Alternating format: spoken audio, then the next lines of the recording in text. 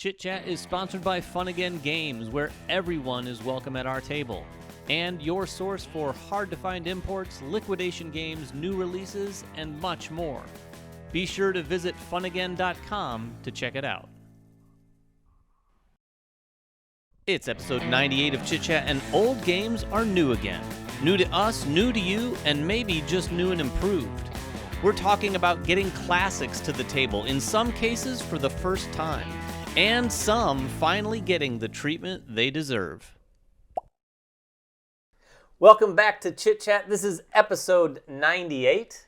Crazy. 98. Two more. We're counting down to 100. We're going to do something special for our 100th episode. Yes, we are. Jeremy Howard already let the cat out of the bag last episode when he talked about his top 50 a little bit. Yeah. And he's been talking about it on social media too. We are going to be doing some top 50s. We're going to announce more about that and how they'll roll out during our 100th episode. But we're not there yet. No, we're not on quite. Episode 98, and tonight we're going to be talking about old games that are new again. And that could mean a number of different things to different people. It could mean old games that you played that you've just gotten back to the table. Old games that you've never played, in my case, that I'm going to be getting back to the table soon, or getting to the table soon. For the first time? Yes, for the first time. And then what's been popular these days is old games that have gotten sort of rebooted or redone, maybe in deluxe form, perhaps, if you've been looking at GameFound this week. And then, of course, games that people that are new to the hobby don't even realize they missed. Yeah. I think there's people discovering old games every day, like they just discovered this crazy, new experience that I'm like, oh yeah, I forgot that game was even out there. For sure. We see that all the time in a lot of our comments on a lot of videos where people will say, oh, and I just tried this for the first time, and it's some old classic, and they love it. Yeah. And it's good to see that, and it makes me want to go back and play some of them. So that's part of the reason why we're talking about it. But before we talk about any of that, we've got a winner from last episode. That's right. So last week we gave away the game Watergate. Ooh. The winner and this was a completely random, but we actually really liked what this guy had to say, so we're going to actually talk about what he commented as well. This is from Kal-El. Kal-El says, honestly, playing any game with my brother-in-law is a horror story that I've never played before and that he is already good at. He hates to lose, and when you are learning a game, he just enjoys destroying you. Oh. The reason that we're talking about this is because this has been a big topic that we've talked about in several chit-chats.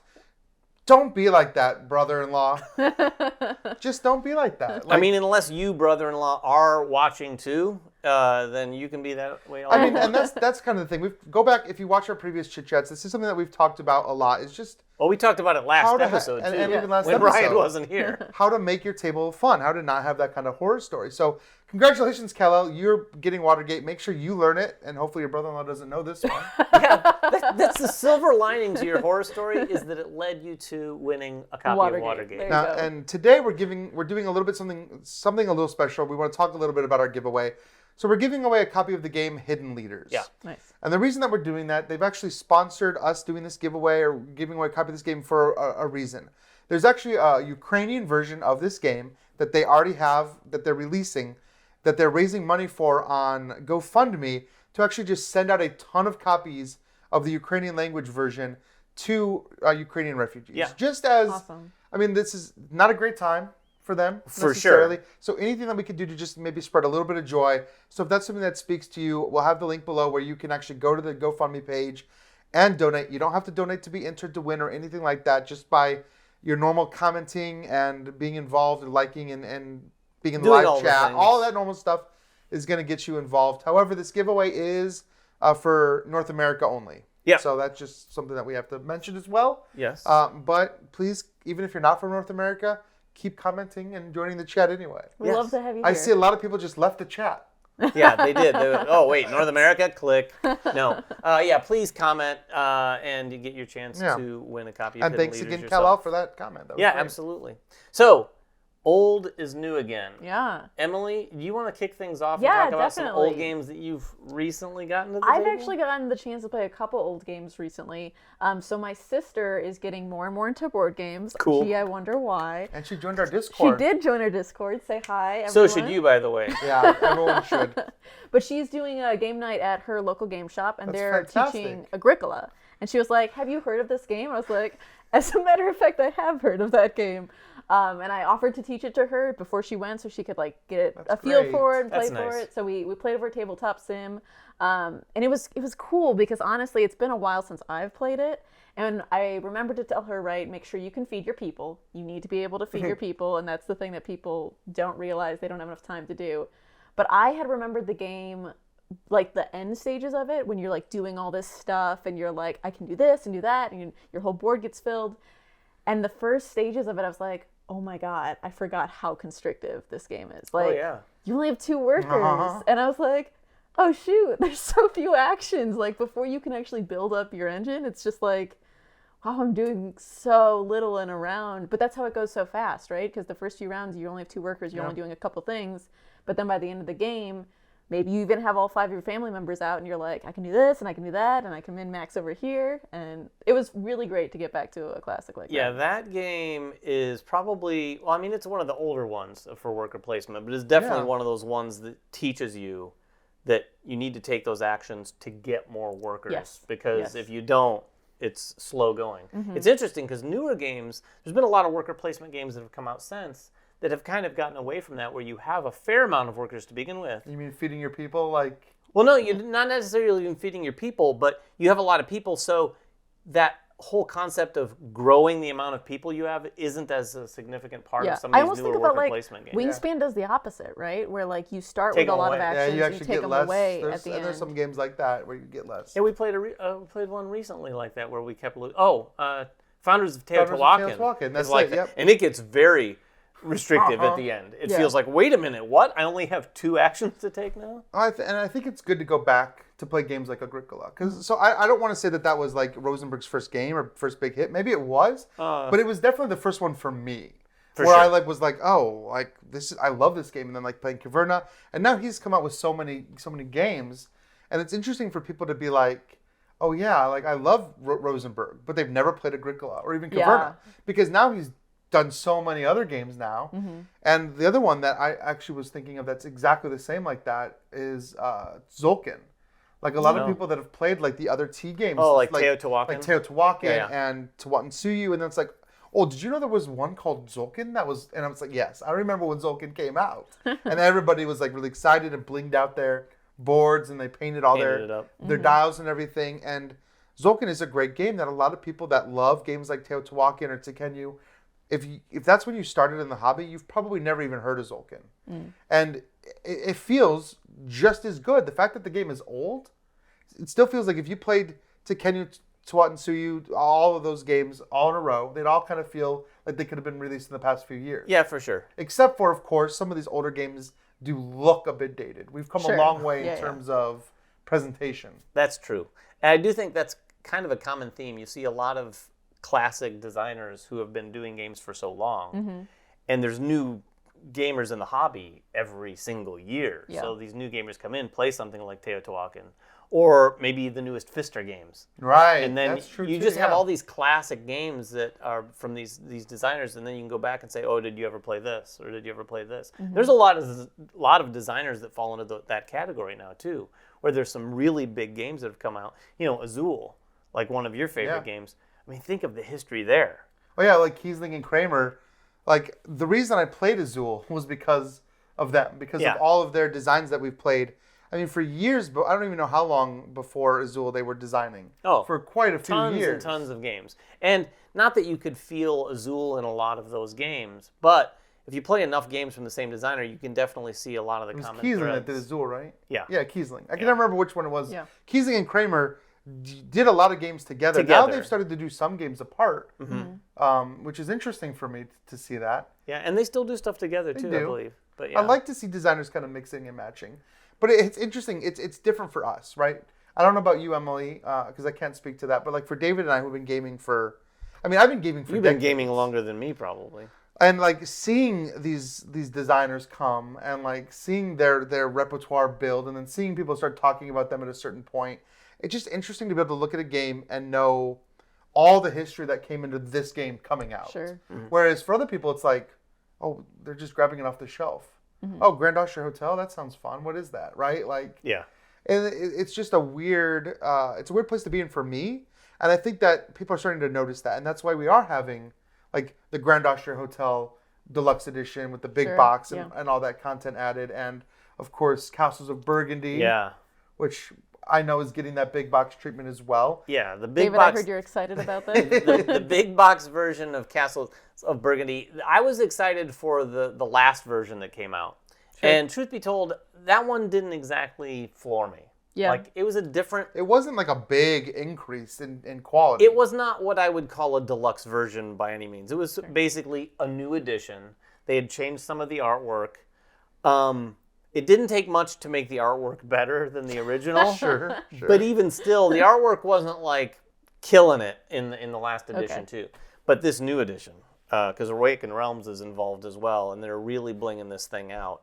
And there's dual layer boards and all the duchy boards. Like there's like, I can't remember the number, but it's an insane amount of different duchy boards. And you can basically pop in your player board, and and there's 4 of each. So I think in the past versions of the game, when you played the same duchy, it was just the base version duchy. If you went on to the different boards, I think it forces you to have to play different ones, doesn't it? I'm so in the weeds right now, David. You obviously are very passionate about Castles of Oh, I Burgundy. am. I've only played the game once in my life. What? That's not true. Yeah, I think I played it with you. That was the one time you played it? Okay, no, twice then. I played it once before. I was like, we didn't even teach it. Way back when it first came out. But I think that's actually true. Because Castles of Burgundy is one of those games that, like, although I hadn't played it for, like, I don't know, 8 or 9 years or whenever it first came out, the game has become so iconic and it has influenced so many other games that it's actually pretty easy to jump in and play right now. It is pretty easy to jump back in. It is because you see these things. It in is other a bit of a games. teach. It's a weird game in that it's so easy mechanically, but there's a lot that you can do with the dice, and all those different buildings do different things, and that's kind of where it gets bogged down for some people. Well, let me talk about that for a second, Yeah. right? Because Go ahead. yeah, thank you.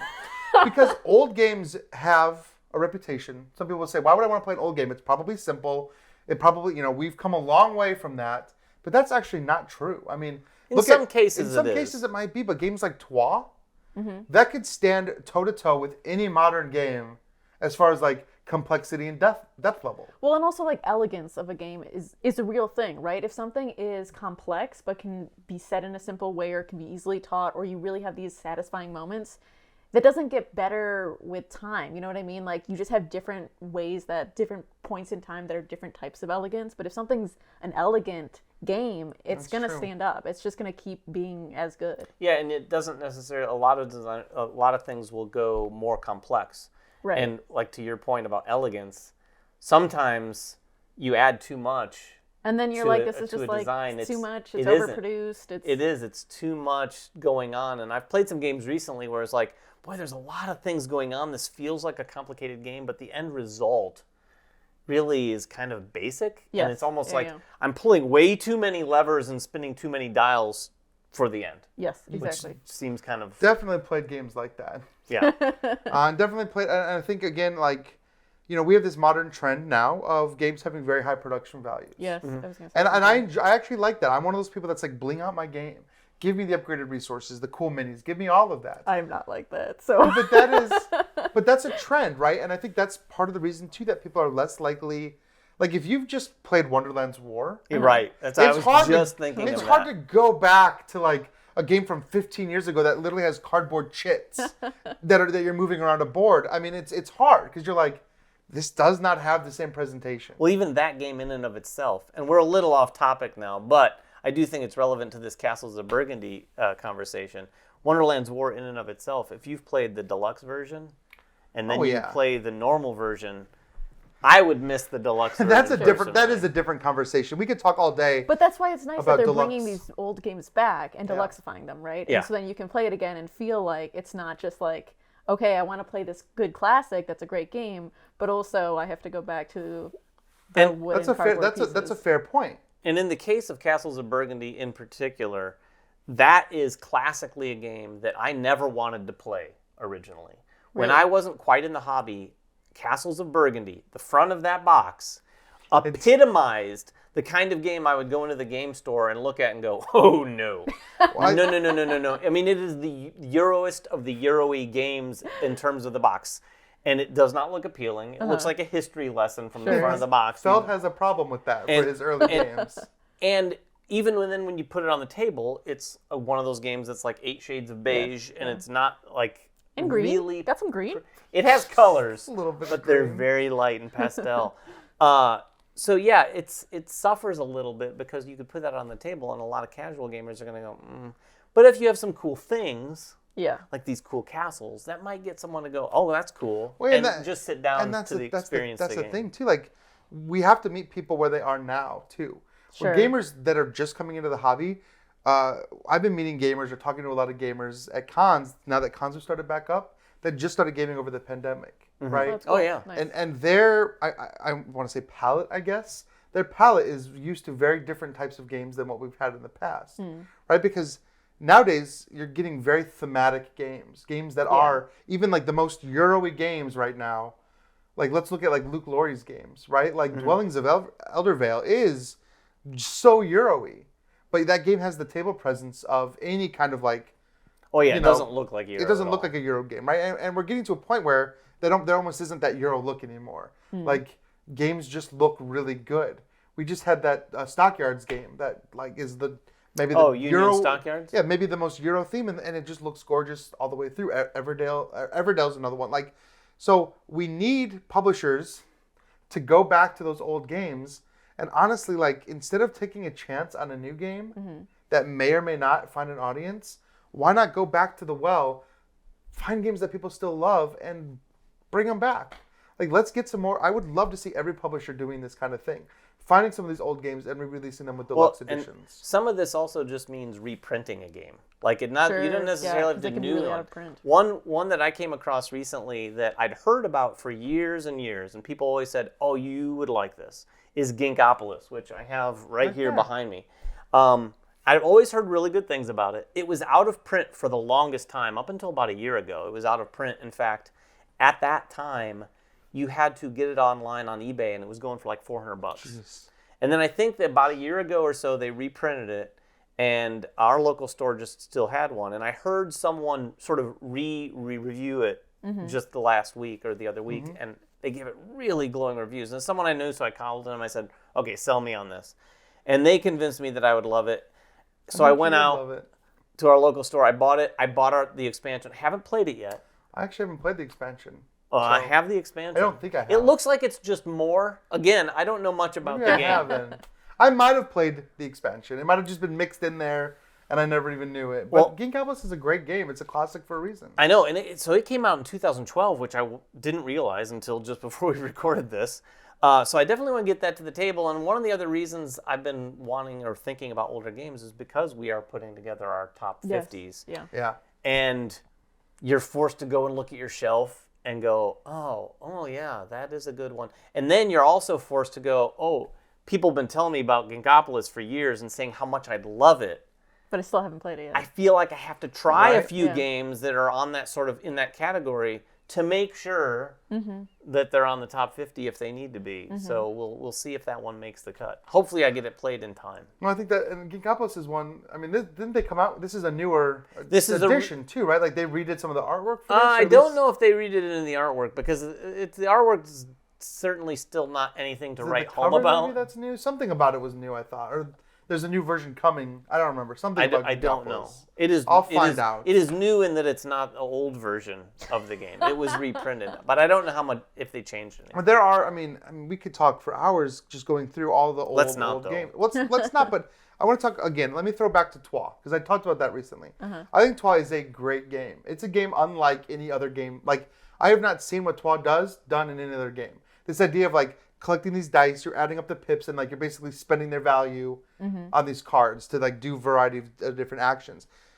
That game I think would be loved, but it doesn't have a great look. Like the cover, it does not have a great look. The cover does not look like a game that's going to jump off the shelf at you. No, although it still looks a little better than the old version of Castles of Burgundy. But yes, I agree. Sure. Yeah, Notre Dame from Feld too. Trois kind of has an Orleans look to the art a little bit. A little bit. But it is like a dry looking Euro. If you brought out Trois now with like a new color, new artwork, I think that game would sell like crazy because you get gamers that are like, oh yeah, I've kind of heard of that game, right? Like I've heard people talk about that game, but they haven't gone to find it.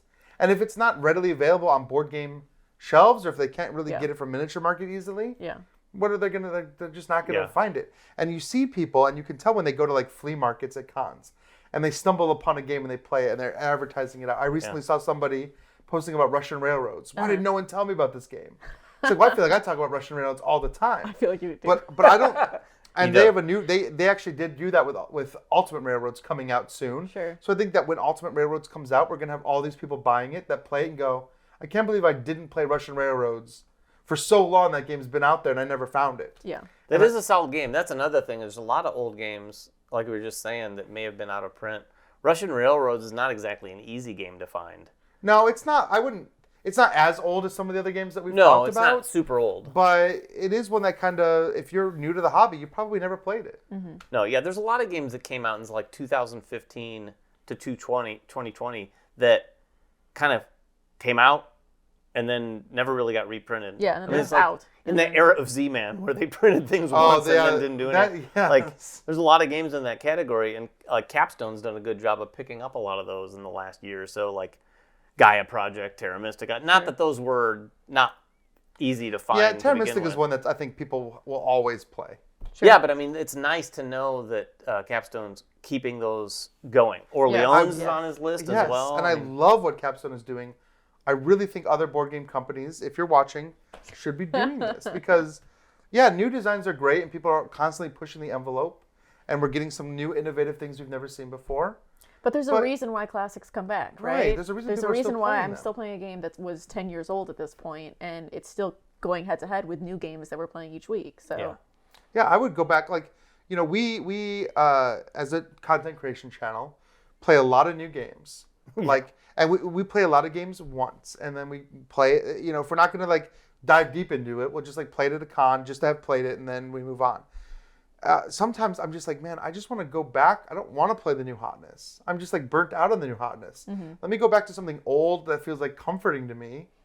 Like, I still play games like your old blanket. Like Marco Polo. Even though Marco Polo 2 came out, I still prefer Marco Polo 1 just because it has that familiarity for me. Mm-hmm. I've been playing that game for so long. And I think I would love for people to share my love of those old games. Yeah. Yeah, we were teasing Ryan earlier about seeming like a 70-year-old man in some of his attitudes. I'll take it. I don't mind. So, I mean, we talked about old games. Let's just talk about games, whether they're old or new. Have we been playing anything recently? Yeah, I've been playing a lot. What have you been playing? Finally.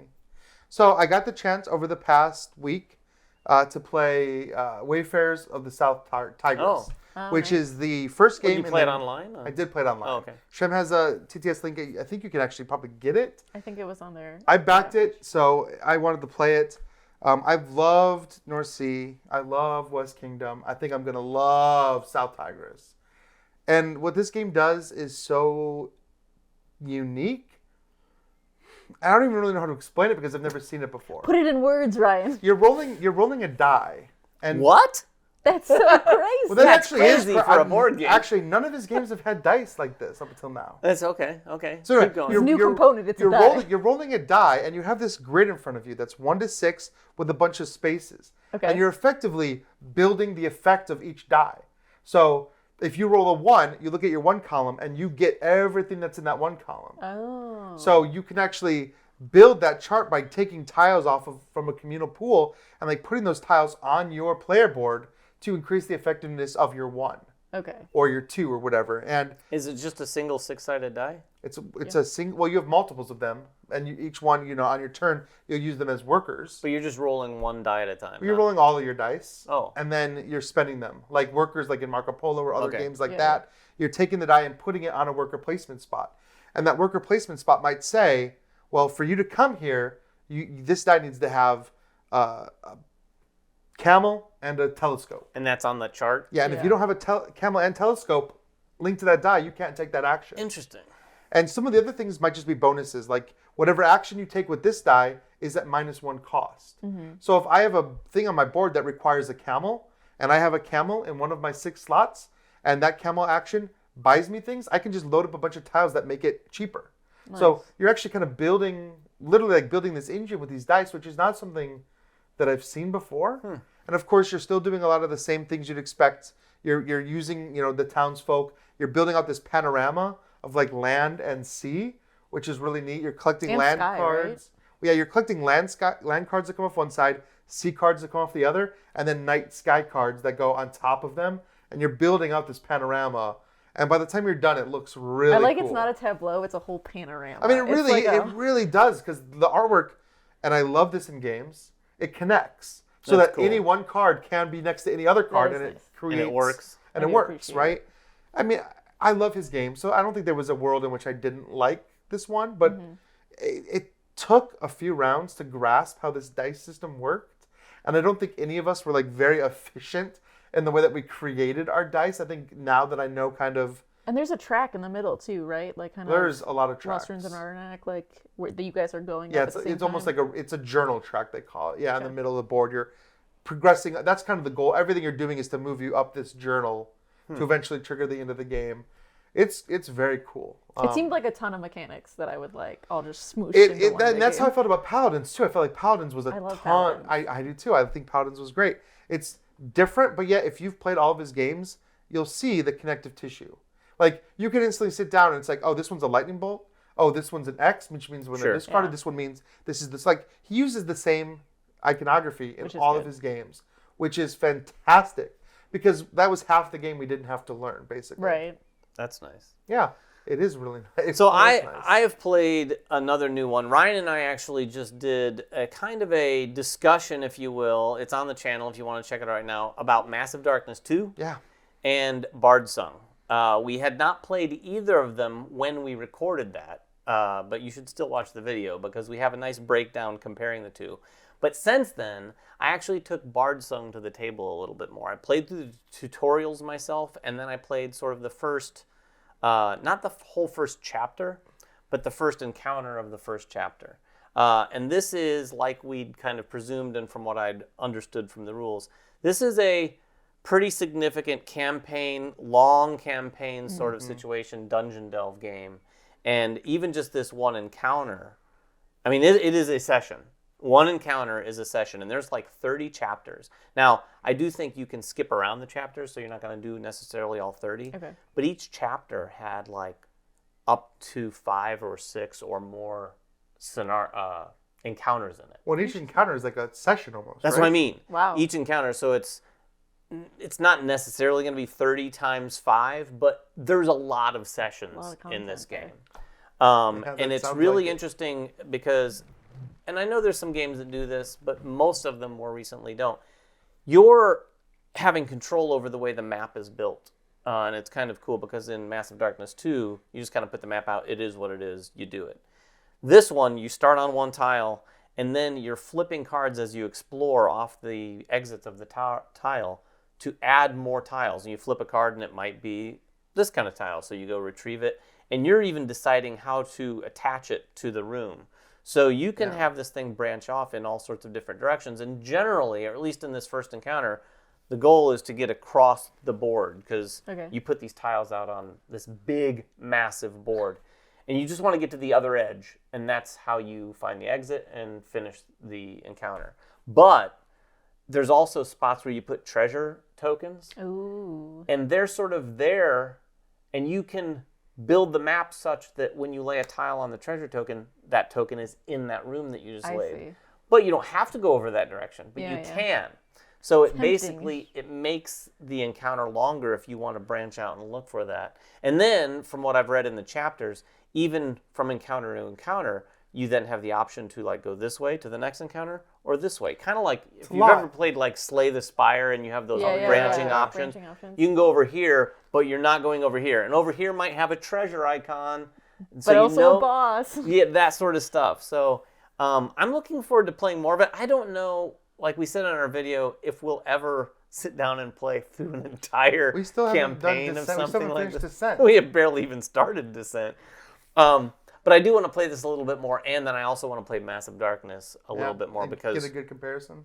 well, Massive Darkness is going to be a very different experience, but I do think one of the things that Massive Darkness has is that very fast rate at which you are progressing and leveling up your character because the scenarios in that, at least in the base game, are not connected necessarily.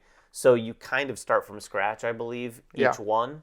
So a little bit from scratch. In a scenario, it gives you the experience of leveling up very frequently. So that character progression, if that's a satisfying thing to you, I think Massive Darkness will have that a little bit more. I honestly think you're gonna like Massive Darkness 2 better. Yeah, I think it's more appealing to you as somebody who loves like Death May Die. I assume it's going to have some that. things in common with Cthulhu Death May Die, so we'll see how it is. But I enjoyed my play of Bardsung so far. We'll see how much more of it we play. Nice. Well, I have been just finally checking out Board Game Arena. I've actually... What? Let's play something. You had not before? No, I always was on Tabletop Simulator. I'm always down for Board Game BGA. Arena. I love it. I know. And so I was getting in my first play, so I've been playing a lot of Space. I played Agricola again. I played Seven Wonders. I played Race for the Galaxy, which I also got to play in person, and I love that game. It's one of those games, too, that I actually really liked it on BGA. Isn't that a space game? It is a space game, I know. Wait, Race for the Galaxy and Space Base? I know. What is going on? There are a lot of space games that I do happen to like, even though they're space themed. But yeah, I think we have too many space themed board games. No, honestly, we do not. My hot take on We this. actually don't, and there's actually quite a few on my most anticipated list that are all space. I feel very uncomfortably trapped in the middle here. Ryan loves space as a theme in science fiction, and apparently this is news to me. I don't you didn't hate know it, about but this? it's just like I just feel like it's just always overdone. It's like always like, and we're in space, and I'm like, okay, fine. Literally every Chit Chat ever where I've mentioned a space game, you can see Emily rolling her eyes over on the go other back. chair. Just play the Go back and watch tapes. it in slow motion. You'll see her roll her eyes at me. I love how you said, and we're in space. I want a game that's whatever the game is, ... Listen, and we're in space. Don't even get me started because there's a whole BGG thread about technically every game is a space game because it takes place on Earth. Oh, that's which is floating through space. No offense to those of you cars, out there. That's annoying. That's obnoxious. It's a little obnoxious. That is a little obnoxious. Andromeda's Edge, though, that's one of my most anticipated games. Totally space game. Anything from Luke Laurie. I will say one thing that I'm looking forward to that I just saw today when we recorded this is the Cold War expansion. Yes, for I'm Energy so Empire excited. is finally arriving to people. I did not back it, so I am in the midst of trying to find out how I can acquire one of those because Energy Empire, spoiler alert, will likely be in my top 50. I really love Energy Empire. Have you ever played it? I have not played it, so we're going to play Energy Empire. And great worker placement. On my end, what I'm really looking forward to is I guess I've been listening too much to J-How because I just got into Solomon Kane. I have a friend that backed it at the all-in level. And I basically said, if I take this and I completely learn it, will you play through it with me? So we're going to start playing through Solomon Kane. Oh, wow. So I'm what was that? He doesn't know how to play it? My friend who backed it, no. Gotcha. If J-How was here, I could play Oh, it. yeah. Unfortunately, he lives a little far away to play Solomon Kane together. And he's not here. We hadn't mentioned that, and you probably figured it out by now, but Jeremy isn't here. I did want to mention, though, He's just been really quiet. I'll be his... Can you imagine Jeremy being this quiet? No. He's been here off screen the whole time. I wish right now we could bring him up right now. No, he's not here. But we did talk about old games that he's been playing because he's been doing this more than any of us. Yeah, he's kind of taken a break from content for the last month or so, and he's really dived back into his old collection. Get in touch with your roots. And the one, if you can't guess already what it is that he's gotten to the table again, is Mage Knight. Oh, surprise. He still thinks, I'm not going to spoil anything, but this is a contender for his number one. I know. Is it always? It's always been his number one. But he's got a few now. He's got a few. Ark Nova's up there. He said that on the channel, so I'm not spoiling anything. Ark Nova's really good. But Ark Nova's up there. So good. Well, I'm interested to see where things land for him. Yes, that will be interesting. I think all of us will have a fairly interesting and eclectic list. I know mine is shaping up to have a very wide range of games. Emily was upset earlier that I couldn't just guess her number one game. I think when you hear it, you're going to be like, oh. But I think mine is going to be pretty obvious. But we'll see. Look at us teasing you right now. I mean, I think most people that know me and know what I spend the majority of my time playing would know what my number one is. Golden Girls Clue? That's it. It's a space Marvel. Anything Marvel. It's something Guardians of the Galaxy, maybe. Anything Golden Girls. I do actually have the Golden Girls Funkoverse set. That's pretty fun. Oh, sure. Yeah, the Golden Girls. It's a great time. So anyway, that's what we've been playing. Some of it's been old, some of it's been new. Tell us which old games you like to play too. I have a lot still that I haven't played, so I really appreciate when people put comments with like, "This is a great classic. Make sure you get this on the table," because I do take those seriously. So put it in the comments below. Okay, last thing before we go, name one old game that you recommend people play that we haven't talked about yet tonight. Well, we haven't Ryan, go. That we haven't talked about yet tonight. 5. You're putting me on the spot. 4. Heaven and Ale, is that old enough? Heaven and Ale, that qualifies. I think it's 2016. It's old. It's 6 years. That's old enough. Emily? Well, I'll say Cryptid because it just got is that nominated. old? Cryptid. Funny. Good cop-out. Cryptid, not old in my opinion, although it's not exactly new. Why she brings this up is because it was just nominated for the Spiel des Arts. Not the Spiel des Arts, but the Kennerspiel. Kennerspiel. Weird choice. Which is it's an interesting choice. We're going to have another video about the Spiel des Arts nominees. So but stay tuned for that. It's kind of an old game for a lot of us, but apparently it must have just gotten out in Germany, which is what qualified it. But I'll allow it. Yes. Old one for me. Again, not terribly old, but I'll always recommend this. Pulsar 2849. You think you consider that old? To a lot of people. I bet there's people watching this right now who've never played Pulsar 2849. I guess if that's Ryan old... is very old, and nothing is old to him. You already lost your chance. You already said. I'm just saying, if that's what you're describing as old, that opens up the door for a lot of things. I'm thinking like Catan era We're old. closing that door now, though. If you have an old game that you've been playing, like Emily said, mention it down below. But until next time, make sure everyone has fun at the table, and we'll see you then. Congratulations, you got to the end of one of our videos. Now, if you want more practice, just click on the video over here. It's another video. You might not have seen it yet, so click on it. If you don't want to do that, at least click on the subscription button below. That always helps us. And if you want notifications, please ring that bell.